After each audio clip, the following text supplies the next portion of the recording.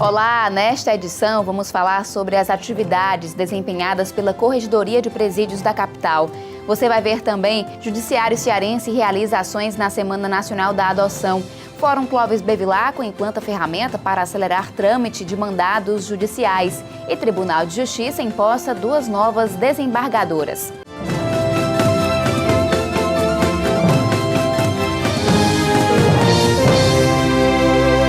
Em 25 de maio foi comemorado o Dia Nacional da Adoção. Para celebrar a data, a Comissão Estadual Judiciária de Adoção Internacional e a Coordenadoria das Varas da Infância e Juventude de Fortaleza realizaram ações em um shopping da capital para sensibilizar a sociedade. Meio ambiente e cultura nordestina estão entre os temas que ganharam as telas de jovens artistas. As obras são de adolescentes que vivem na Casa de Acolhimento Renascer, em Fortaleza. Ao todo, 15 trabalhos foram expostos para comemorar o Dia Nacional da Adoção. A assistente social Cristiane Gondim explica a importância da arte no dia a dia do abrigo. A gente procura, através da arte, resgatar não só a questão do potencial artístico, mas a gente procura também estar resgatando a parte cidadã desse adolescente através da arte, né? Até porque todos têm seu potencial. A fotografia é a paixão deste outro adolescente. Ele conta com entusiasmo que vai iniciar um curso na área. Agora eu vou começar a fazer meu curso e estou pensando agora em botar para frente esse meu sonho que eu tenho já faz tempo, entendeu? As ações para celebrar o Dia da Adoção também incluíram exposição de fotos de pais e filhos adotivos que integram o projeto Acalanto Fortaleza. Entre os personagens da mostra está o professor universitário Lucineudo Machado. Ele se tornou pai há 9 meses. O filho tem 7 anos de idade. Um dia também alimentei, talvez ancorado no consenso de que eu tinha a necessidade de ter um bebê no meu colo, de que eu queria vivenciar aquela experiência do bebê e tal. E aí a chegada do meu filho me mostrou que, na verdade, essas crianças também chegam com muito amor para dar e com muito amor para receber. E depois eu descobri que, gerencialmente, para nós, logisticamente, foi melhor uma criança grande. Eu sempre costumo dizer que da vida que nós tínhamos para a vida que nós temos hoje, não subtraiu nada. A chegada dele deu conta, né, de deixar tudo em ordem. Então, é sim necessário quebrar estereótipos e pensar nessa adoção tardia com mais carinho. A perfeição, ela surge com a convivência. É possível, é necessária e é uma reconquista realmente. Para quebrar barreiras, o diálogo é fundamental. Por isso, nos estandes foram disponibilizados vídeos e folhetos com o passo a passo para adotar. Também foi possível conversar com pessoas que já vivem essa experiência. É o caso de Paulo André, pai há 1 ano e meio. Ele resume o que é adoção. Muita gente tenta trazer como sendo caridade. Adoção não é caridade, adoção é amor. Como é que eu posso considerar caridade se ela me dá muito mais do que eu dou para ela? Então, a verdadeira palavra que demonstra o que é adoção é amor. As ações em comemoração ao Dia Nacional da Adoção ocorreram entre os dias 21 e 23 de maio, no Shopping Benfica. O Fórum Clóvis Bevilacqua implantou ferramenta que facilita o trabalho dos oficiais de justiça. Agora é possível receber e devolver mandados eletronicamente a partir de qualquer lugar. Em maio, os oficiais foram capacitados para utilizar a ferramenta. O Departamento de Informática e o Centro de Treinamento Integrado do Fórum promoveram treinamento. Na capacitação, os oficiais de justiça conheceram uma ferramenta que vai otimizar a remessa e a recepção de mandados judiciais expedidos eletronicamente. Essa nova funcionalidade trará maior celeridade nos atos processuais, fazendo com que os mandados sejam cumpridos de uma forma mais rápida, mais eficaz, trazendo o que a sociedade tanto quer, uma velocidade maior na tramitação dos processos. Ao todo, o curso contou com 16 turmas e capacitou 193 profissionais lotados na Coordenadoria de Cumprimento de Mandados de Fortaleza. Daniel Torres é oficial de justiça há 5 anos. Ele aprovou a iniciativa. É óbvio que isso vai dar uma celeridade e a sociedade vai ganhar, porque enquanto o oficial de justiça cumpria o mandado, certificava e devolvia a Coman, havia todo esse período do trâmite, que era entregue o mandado na Coman, para, a partir da entrega, da distribuição, vara por vara desse mandado, ia chegar na secretaria e quando os funcionários da secretaria tivessem a disponibilidade para digitalizar e jogar no processo, era que o mandado ia ser efetivamente juntado. Agora, ele já vai ser feito de forma direta. O oficial de justiça ele vai pegar, vai digitalizar e a partir do momento em que ele entra no sistema, o mandado já está nos autos. A implantação envolve inicialmente as varas da Fazenda Pública com competência de juizados especiais. Após 2 meses, o módulo será estendido às demais varas da área. No próximo bloco, a gente fala sobre as ações da Corregedoria de Presídios de Fortaleza.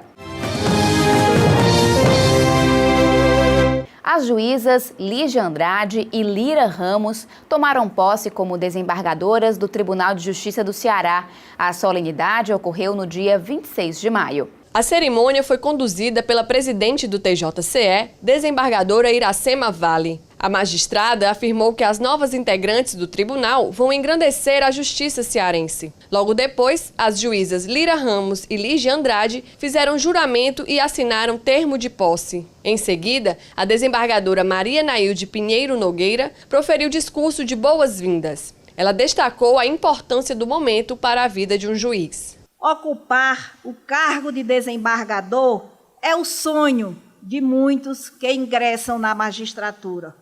Hoje, as estimadas colegas Lira e Lígia realizam este sonho. São honradas magistradas de carreira, com imensa devoção à nobre arte de julgar.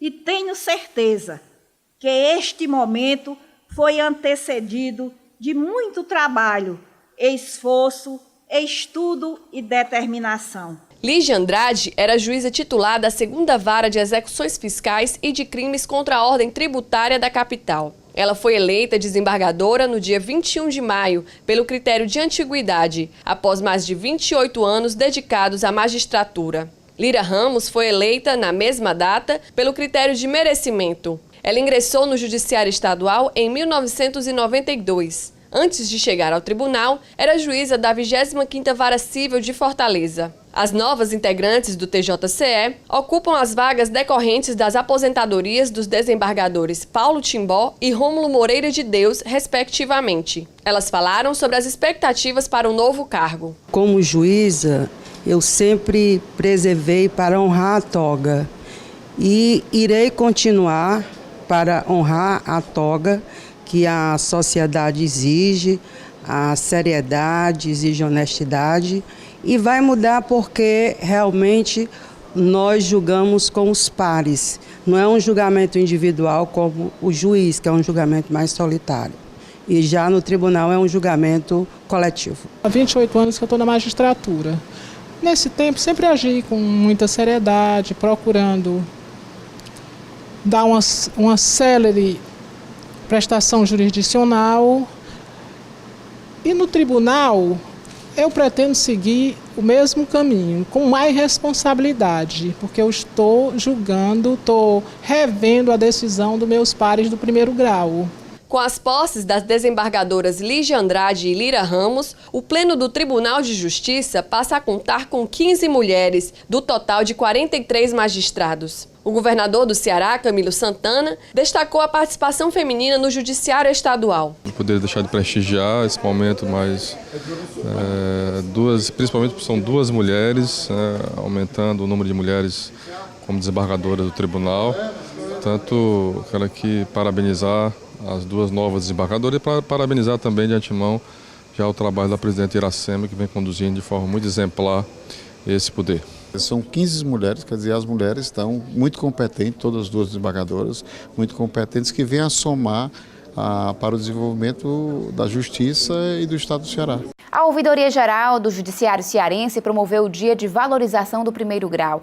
O objetivo foi ampliar os debates para a melhoria da prestação dos serviços. O evento ocorreu no dia 22 de maio, no auditório Dom Aloysio Loscheider, no Palácio da Justiça. A vice-presidente da Associação Brasileira de Ouvidores e Ombudsman, Carla Júlia Marcelino, proferiu a primeira palestra intitulada A Importância da Ouvidoria para o Público Interno. Ela falou para desembargadores, juízes e servidores sobre a importância da comunicação interna e da divulgação dos trabalhos realizados pelos gestores dentro e fora das instituições. A palestrante citou exemplos em que a existência de uma ouvidoria ajudou a melhorar a imagem das organizações. Segundo o desembargador Raimundo Nonato Silva Santos, ouvidor-geral do Tribunal de Justiça do Ceará e responsável pelo evento, o Dia de Valorização do Primeiro Grau teve o objetivo de promover o Comitê Gestor da Política de Atenção Prioritária de Primeiro Grau. O comitê busca auxiliar magistrados, servidores e oficiais de justiça que atuam na primeira instância. Por intermédio desse comitê e por intermédio da ouvidoria,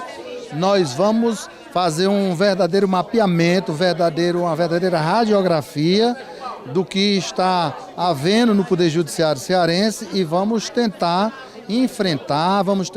resolver alguns problemas que estão ao nosso alcance. Ao final do evento, houve a instalação do Comitê Gestor da Política Prioritária de Primeiro Grau e do Comitê Orçamentário de Segundo Grau. Entre os objetivos do Comitê de Atenção Prioritária ao Primeiro Grau está fomentar e implementar projetos em parceria com instituições. Já o Comitê Orçamentário de Segundo Grau vai auxiliar na elaboração da proposta orçamentária, na execução do orçamento e na captação das necessidades da Justiça Estadual. A Corregedoria de Presídios da capital tem realizado visitas a unidades carcerárias localizadas em Fortaleza e região metropolitana. O objetivo é analisar a situação processual dos presos, além de verificar as instalações onde eles se encontram. O trabalho tem à frente o juiz Luiz Bessa Neto, corregedor de presídios e titular da primeira vara de execuções penais da capital, que é nosso convidado hoje. Seja bem-vindo. Doutor Bessa, quais unidades carcerárias foram visitadas e qual a avaliação do trabalho? No contexto da região metropolitana, nós temos 10 unidades prisionais. Essas unidades prisionais, elas são por força do inciso 7º do artigo 66 da Lei de Execução Penal, visitadas mensalmente com a finalidade inspecional. Essa inspeção consiste em o juiz ver de perto, no próprio local da internação, como andam as condições do presídio, a forma como os internos são tratados e se, porventura, ele divisar alguma dificuldade, de pronto ele adotará as providências para que haja adoção exatamente daquilo que faltar e possa os presídios exatamente se guardar no plano do tratamento humanitário do preso. Doutor Bessa, quais as outras atribuições da Corregedoria de Presídios de Fortaleza? A missão precípua da Corregedoria de Presídio é representar as varas da espécie nos chamados conclaves que envolvam interesse em execução penal. Vai haver um congresso e alguém exige uma representação da execução penal, nesses momentos é indicado o juiz corregedor dos presídios.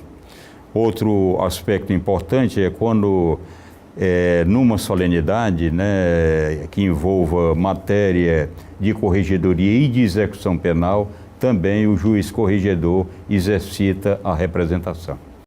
E a função de corregedor é rotativa entre os juízes das 3 varas de execução penal? Hoje, por força da resolução que instituiu 2 novas varas em 2012, instalando-as e a partir daí, em face da que já existia, estabeleceu a gradação 1ª, 2ª e 3ª vara de execução penal. E nessa mesma resolução, como forma de não deixar o peso nas costas de um só magistrado, entabulou a rotatividade da regência da Corregedoria de Presídios, cada um exercitando 1 ano.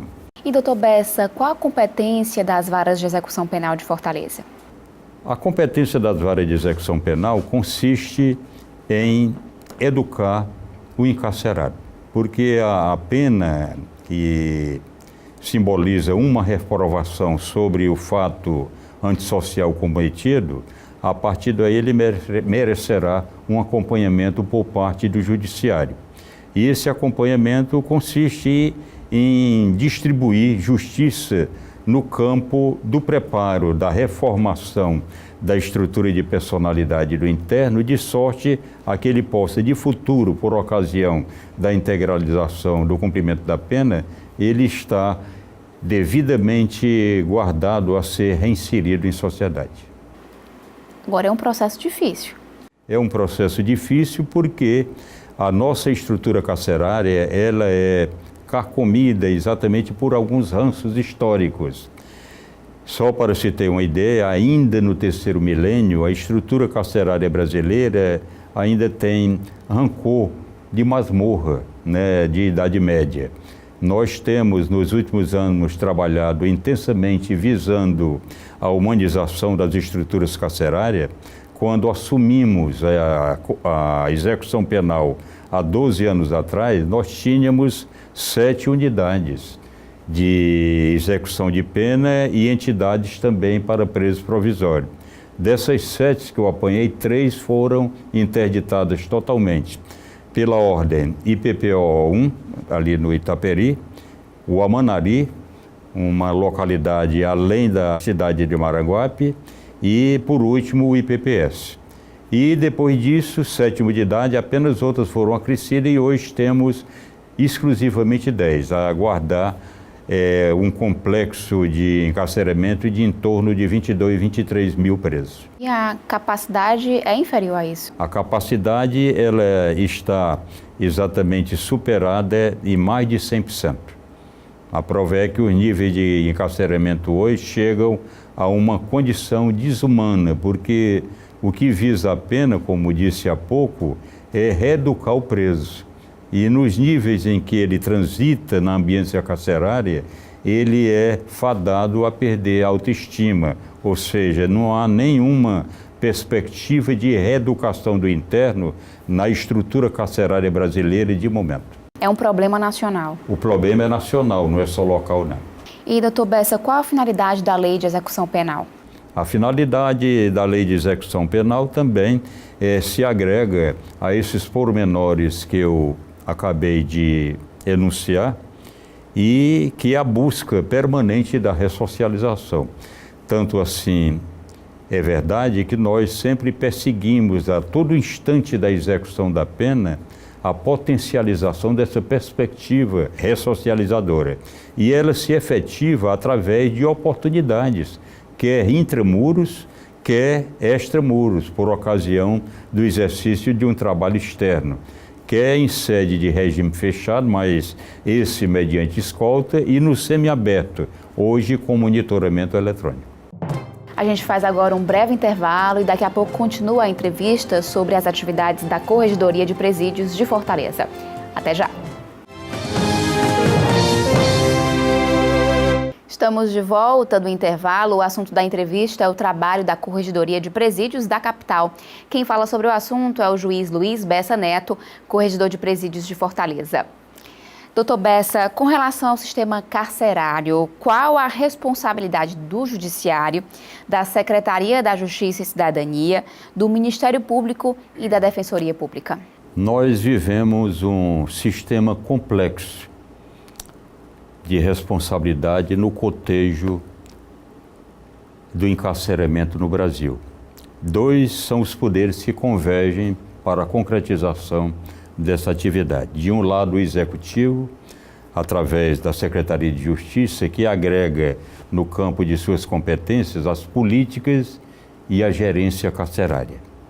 Ao Judiciário é reservado a tarefa de executar a pena e também de permeio ver esses aspectos de funcionamento das estruturas carcerárias em face da dignidade do homem encarcerado. Ao Ministério Público e à Defensoria Pública fica reservada especial competência no trato das defesas dos direitos coletivos, homogêneos ou não, e também os individuais, acerca da massa dos encarcerados. É como diz a premissa da própria Constituição Federal. Nesse contexto de órgãos que a própria atividade atrai, se exercita uma atividade de ampla autonomia de cada órgão, mas com interagimento permanente. porque a Constituição diz os poderes são independentes, mas harmônicos, porque eles interagem entre si, porque o objeto comum da tutela é sempre a sociedade. No nosso caso específico, a tutela comum é o homem encarcerado. Doutor Bessa, quais as regras para ingresso e saída de presos do interior das unidades que estão sob jurisdição das varas de execução penal de Fortaleza?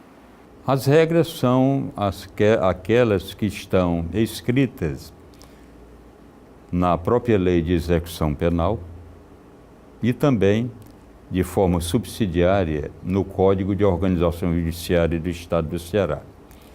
Na primeira, na lei de execução penal, nós temos um amplo processo em que infunde a perspectiva do sistema de progressividade prisional, onde um interno é condenado no fechado, ele se submete à tábua progressiva, ou seja, avança do fechado para o semiaberto e deste para o aberto. E, finalmente, consagrando o processo executório penal, ele pode galgar o benefício maior, ou seja, o livramento condicional.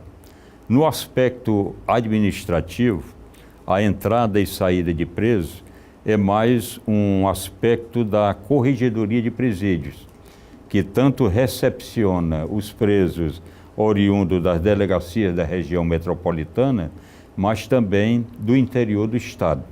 E esse controle é exercido entre nós, de uma forma geral, pelos juízes de execução, mas no caso específico pela Corregedoria de Presídios, que deve centralizar esse comando como forma de estabelecer a ordem prisional. O Poder Judiciário está estudando a implantação do projeto Audiência de Custódia. Em que consiste? O projeto Audiência de Custódia, que é uma ideação do ministro-presidente do Conselho Nacional de Justiça, ministro Ricardo Lewandowski, e através da qual ele vem tentando estimular os tribunais a instituírem juízos de custódia como forma de se ter uma saída ampla para o histórico equacionamento da superpopulação carcerária, não só nas delegacias, como nas próprias unidades prisionais e penitenciárias, que é o que nós vivenciamos hoje. Esteve aqui entre nós uma missão do Conselho Nacional de Justiça,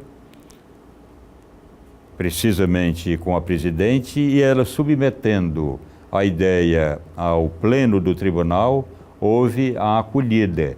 E, de momento, se está fazendo amplo estudo visando a criação e pronta instalação de 4 varas especializadas em custódia. E a grande finalidade será exatamente a apresentação dos flagranteados de cada dia, porque, segundo o artigo 7º do Pacto de São José da Costa Rica, e que de momento transita um projeto de lei no Congresso Nacional, visando normatizar os efeitos dessa norma internacional de que o Brasil é signatário, aí sim, nós passaremos a ter um prazo máximo de 24 horas para a apresentação do preso ao juiz.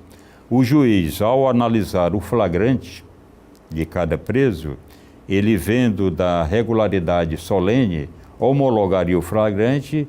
Se houvesse alguma irregularidade, poderia desconstituir o flagrante, liberando o preso, ou, dependendo da potencialidade lesiva do delito, converter a prisão em flagrante em prisão preventiva. Ou ainda, buscar-se alternativas outras substitutivas do encarceramento, que seria a liberdade com ou sem fiança, ou ainda, dependendo do chamado delito de médio potencial ofensivo, consentir a prisão domiciliar através das cautelas processuais adequadas com monitoramento eletrônico. A tornozeleira eletrônica, né?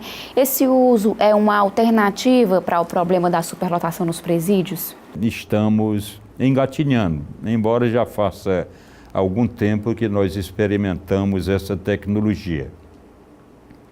Mas não tenha dúvida é uma alternativa penal. E eu tenho me valido muito dela no sentido de, em verificando que nós não temos vagas, por exemplo, no semiaberto,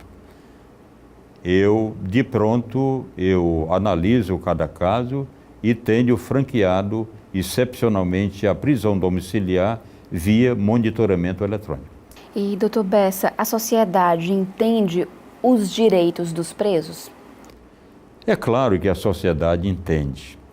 Agora, para melhor compreender, seria necessário um amplo processo de esclarecimento pela mídia, também provocado pelas instituições envolvidas.